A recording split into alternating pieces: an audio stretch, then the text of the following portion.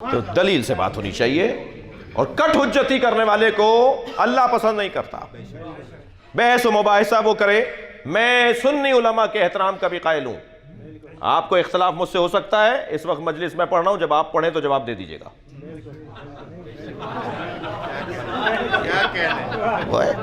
मैं सुन्नी उलमा के एहतराम का इसलिए कायल हूं। बरेलवी आलिम भी आलिम है, देवबंदी आलिम भी आलिम है, सल्फी आलिम भी आलिम है। उलमा का एहतराम इसलिए कीजिए कि कुरान ने जाहिलों से बात करने को मना किया है। अगर आलिम नाशरे में नहीं होगा तो बात किससे होगी जी? हर आलिम का एहतराम कीजिए इसलिए कि उससे बात होनी है जी। इल्म, कट हुज्जती, बहस मुबाहिसा, तकरार, जिद्दियत, ये अल्लाह को पसंद नहीं है। बात मानो, बात सुनो, बात समझो, दलील लेकर आओ, रद्द करो। और हर शख्स को कभी भी डॉक्टर के नुस्खे पर बीमार एतराज करता है तो डॉक्टर उसकी सुनता नहीं है। डॉक्टर कहता है किसी और डॉक्टर के पास चले जाइए। तुम्हें अगर डॉक्टर से इख्तलाफ है तो जाकर मैकेनिक से इलाज नहीं करवाओगे। अगर डॉक्टर से इख्तलाफ है तो जाकर इंजीनियर से नुस्खा नहीं लिखवाएंगे, जाएंगे फिर भी डॉक्टर के पास। इसको नहीं मान रहे, मानेंगे दूसरा भी डॉक्टर ही होगा। तो हर फील्ड का एक एक्सपर्ट होता है। एक्सपर्ट के खिलाफ बात करना यह माकूल नहीं है जी। एक्सपर्ट की राय पर अमल करने का पहला नजरिया हजरत अबू तालिब ने दिया। खाना काबा गिर चुका था, शदीद तूफानी बारिश खाना काबा को की इमारत मुनहदिम कर चुकी थी। सारे 24 कबीलों के सरदार जमा हैं कि क्या करें। जब चरागे महफिल हजरत अबू तालिब के सामने आया, हजरत अबू तालिब ने फरमाया हम में से कोई माहिर मेमार नहीं है जो हम राय देने बैठे हैं। फला कबीले में एक माहिर मेमार है, उसे बुलाओ, जो वो कह दे वही हमें मानना है। बुलाया गया उसे। उसने इमारत को देखकर कहा जी इसको नई सिरे से बनाना पड़ेगा, ये पुरानी बुनियादों पर इमारत नहीं उठाई जाएगी, इसको दोबारा से बनाया जाएगा, नई इमारत बनेगी, नई बुनियादें डलेंगी। सबने माना। हजरत अबू तालिब ने फरमाया इसकी बात को मानना है, जो ये कहेगा हम मानेंगे। कहा इतना मुझे माल चाहिए, इतनी ईंटें, इतनी फला, इतना मसाला, इतना जो जो उसने चीज़ें मांगी, मुझे इतना सामान चाहिए ताकि मैं काबे की तामीर कर सकूं। जब सारा माल आ गया और वो मजदूर मिस्त्री और वो मेमार काम करने के लिए आगे बढ़ा तो पहाड़ों में से एक अजदहा निकल कर आया जो वसत काबे में आके बैठ गया और उसका वजूद लोगों को डरा रहा था। सारे मजदूर भागने लगे, दूर हटने लगे। फिर पहुंचे हजरत अबू तालिब के दरवाजे पर। अबू तालिब, तुमने कहा था काबा तामीर होने जा रहा था, एक और मंजर नजर आ रहा है। पहुंचे हजरत अबू तालिब, बैठे हुए अजदहे को देखा जी। एक मरतबा अजदहे को देखने के बाद हजरत अबू तालिब ने गर्दन मोड़ के देखा उस माल की तरफ जो उसको तामीर करने के लिए जमा किया गया था। एक निगाह में देखकर फरमाया हराम माल से काबा नहीं बनेगा।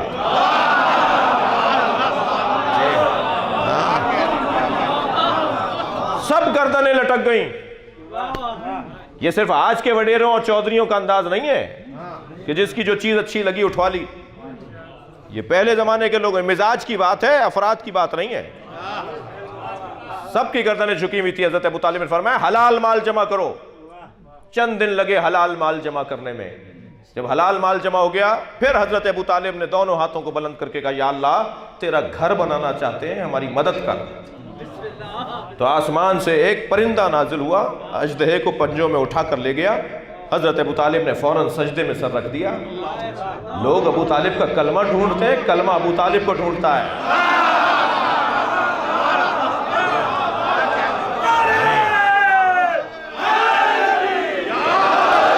बगैर अबू तालिब के मफहूम कलमा रोशन नहीं है। मुझे तो इन लोगों पर बड़ा ताज्जुब है जो हजरत अबू तालिब के ईमान पर बात कर रहे होते हैं। अजीजान गिरामी, मैं ईमान अबू तालिब पर तकरीर करना तौहीन अबू तालिब समझता हूं। ईमान अबू तालिब पर तकरीर नहीं होनी चाहिए, अजमत अबू तालिब पर बात होनी चाहिए। जब महशर में आएंगे हजरत अबू तालिब तो बादशाहों की तरह आमद होगी और अंबिया की सफ में खड़े किए जाएंगे। ये मौला अली का फरमान। इतना सुनाइए इन लोगों को, इतना सुनाइए जो कलमा ढूंढ रहे होते हैं, उन्हें बताइए कि हम तो अबू तालिब को वसी खुदा मानते हैं, हुज्जत खुदा मानते हैं जी, वसी अंबिया मानते हैं। हजरत अबू तालिब का मकाम कोई मामूली मकाम नहीं है। आमादा है तो एक जुमला और कह दूं। तवज्जो है? बैठ जाओ, बैठ जाओ मेरे लाल, बैठ जाओ। एक सलवात और नबी की ज़ात पे दिया करें।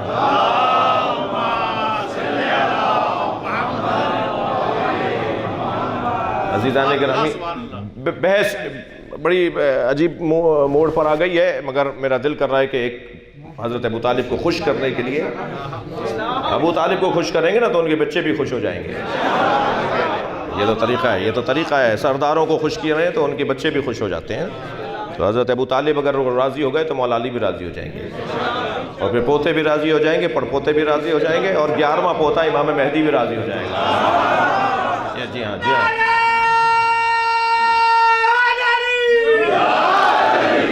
अज़ीज़ान गिरामी, जब हज़रत नबी मुकर्रम की ख़बर खुश लेकर हज़रत फ़ातिमा बिनते असद हज़रत अबू तालिब की खिदमत में आई ना, कि सरदार अबू तालिब आपको अल्लाह ने भतीजा अता किया है, मुबारक हो, मुबारक हो।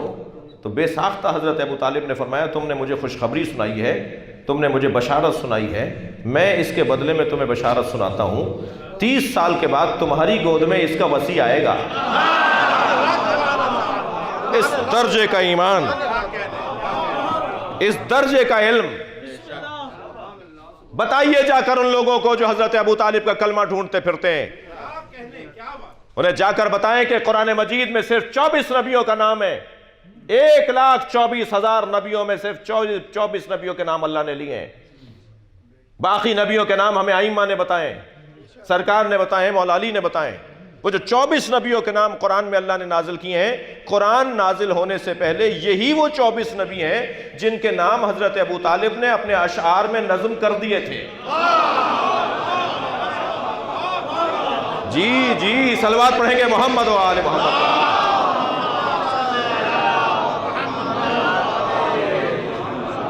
कट हुज्जती अल्लाह को पसंद नहीं है।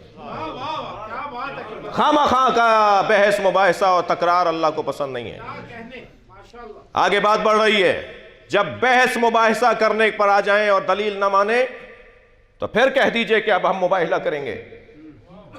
जब दलील से कोई बात ना माने तो गैब से मदद मांगी जाती है, और गैब से मदद मांगने की सलाहियत जिसमें हो उसे मुत्तकी कहा जाता है। जो अल्लाह से क़ुर्ब रखता होगा वही गैब से मदद मांग सकता है, वही वहां से पैगाम ले सकता है, वो वहीं से गैबी मदद ले सकता है। तभी तो हम और आप जाते हैं अल्लाह के खास बंदों के पास, औलिया इलाही के पास, मुत्तकी परहेजगारों के पास, जिनकी नमाजें क़ज़ा नहीं है, जिनकी इबादतें पूरी हैं, जिनके रोज़े क़ज़ा नहीं हैं, जो कुरान के कारी और हाफिज़ हैं, जो गुनाह नहीं करते, मुक़द्दस लोगों के पास हम जाते हैं ना दुआ करवाने के लिए। हमारी बड़ी बूढ़ियाँ, हमारी बुआएँ, हमारी बुजुर्ग ख़वातीन कहती थी, जाओ फलां मौलाना से दुआ दमा करवा के आओ, फलां गली के अंदर एक बुजुर्ग रहते हैं उनसे जाके दुआ करवा कर आओ। क्यों इन लोगों से हम दुआ करवाते हैं? इसलिए कि ये अल्लाह का क़ुर्ब रखते हैं, और जो अल्लाह का क़ुर्ब रखता है वही अल्लाह से गैब की मदद ले सकता है। अल्लाह से मदद वो लेगा। बहुत से लोग कहते हैं हमें डायरेक्ट अल्लाह से बात करनी चाहिए, हम अल्लाह से खुद बात करेंगे, हमें किसी वसीले की ज़रूरत नहीं है। तो जब कोई ऐसी आवाज़ मेरे कान में आती है तो मैं पहला जुमला तो ये कहता हूँ कि इसको देखो तो सही, ये है कौन? इसने अपना कद देखा है? इसने अपना चेहरा आईने में देखा है? इसकी हैसियत है कि डायरेक्ट अल्लाह से बात करे? डायरेक्ट अल्लाह से बात करने का दावा या मोहम्मद करें या अली करें। अहले तकवा को हक है कि वो अल्लाह से बात करें। जो हाल खराब है और कहते हैं जी अल्लाह से बात करेंगे हम। जी, गैब से मदद वो लेता है कि जो अल्लाह से जुड़ा हुआ हो, जिसका ताल्लुक अल्लाह से हो। कहने जी या अली मदद कहना बिदअत है। अच्छा, बोलते हमें, तशरीह आप करेंगे? मैं या अली मदद बोलता हूं ना, तो शरा भी मैं करूंगा, जवाब भी मैं दूंगा, समझाऊंगा भी मैं कि मैं मौला अली से मदद क्यों मांगता हूं।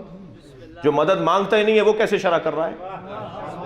काले कपड़े मैं पहनता हूं, दलील आप देंगे कि नहीं काले कपड़े पहनना बिदअत है, तो मुझसे पूछिए ना, मैं पहन रहा हूं ना। शियों के 40 पारों का कुरान है, 10 पारे फलां की बकरी खा गई, बकरी तुम्हारी है, जवाब हम दें?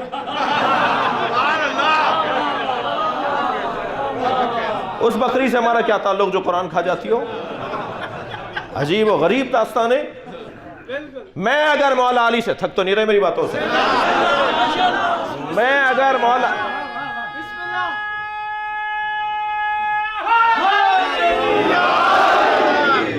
मौला अली से मदद मांगता हूं तो दलील भी मैं दूंगा। आपका ये हक तो बनता है कि आप मुझसे पूछें कि मौला से आप मदद क्यों मांगते हैं जी। अभी पिछले से पिछले साल फिर वही पारा थाना याद आ रहा है मुझे। वो कराची के एक टीवी चैनल के ऊपर एक मौला ने कहा कि मौला अली तमाम अंबिया से अफजल नबी, हमारे नबी के बाद, हमारे नबी के अलावा, सरकार खातम के अलावा मौला अली तमाम अंबिया से अफजल थे। तो कहा जी तौहीन अंबिया हो गई है और इन पर तौहीन अंबिया का पर्चा कटेगा। यहां जमा करवाया आपके यहां। और हमने तो कहा कि इनको कौ पर्चा करें, और फिर वहाँ उस वक्त में हमने जो जवाब दिया था वो बहुत ज़्यादा फैला था सोशल मीडिया के ऊपर। मैंने मौलाना से कहा जाके बोलिए कि सिर्फ फतवे आप ही नहीं देते, कोई और भी फतवा देना जानता है। ये क्या बात हुई? ये कहना कि मौला अली तमाम अंबिया से अफजल है, इसमें कहाँ तौहीन अंबिया है? हज़रत ईसा मौला अली के पोते के पीछे नमाज पढ़ेंगे, इसमें हज़रत ईसा की तौहीन है? पहले तो ये समझाओ कि तौहीन कैसे है जी। हजरत ईसा अगर पीछे नमाज पढ़े तो तौहीन कहां है? अफजल होना मफजूल की तौहीन नहीं है। पहले तो मैं उन्हीं की जबान में बात करूं ना। अफजल होने से मफजूल की तौहीन लाजिम नहीं आती। किसी को अफजल कहूंगा तो जो मफजूल हो जाएगा वो तौहीन है, ये क्या बात हुई? और अगर यही कायदा कानून है कि अफजल कहने से तौहीन साबित हो रही है तो सिर्फ आप ही फतवा नहीं देते, फिर पाकिस्तान के आईन में तौहीन अहले बैत का कानून भी है। अगर मौला अली को अंबिया से अफजल कहना तौहीन अंबिया है तो हजरत अबू बकर को मौला अली से अफजल कहना यह अहले बैत की तौहीन है।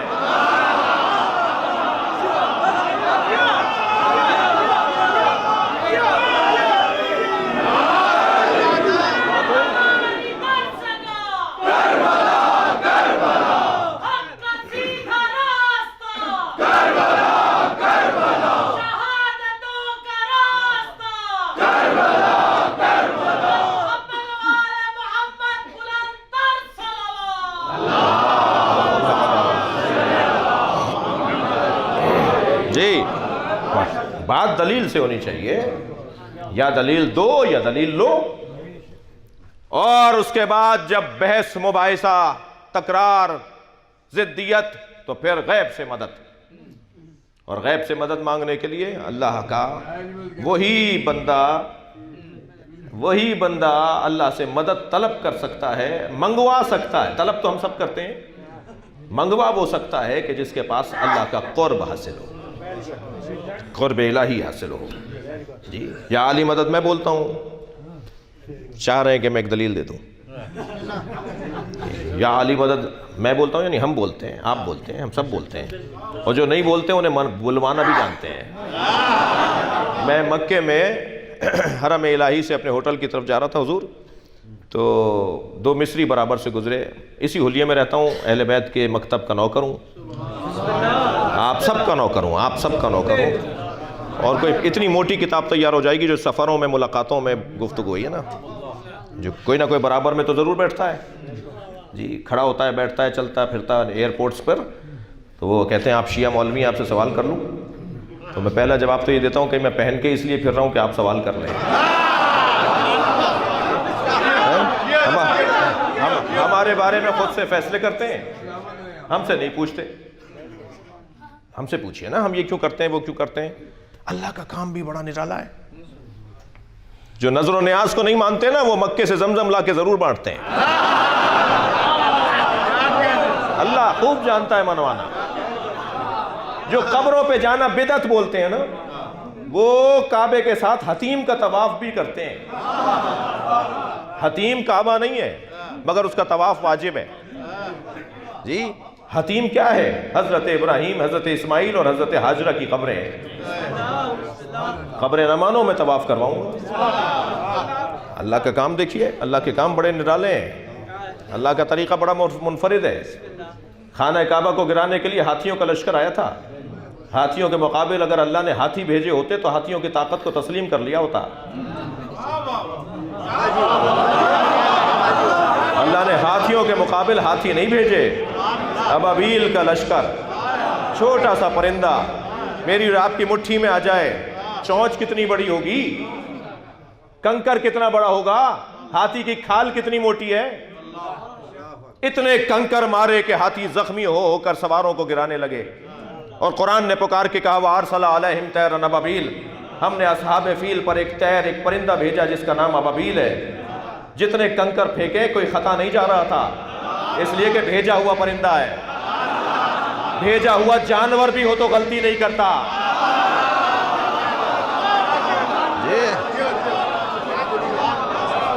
दिल खोल के, उच्चा बोल के अपनी पैदा करने वाली माँ को गार्ड ऑफ ऑनर पेश करके उच्चा नारा है नबी।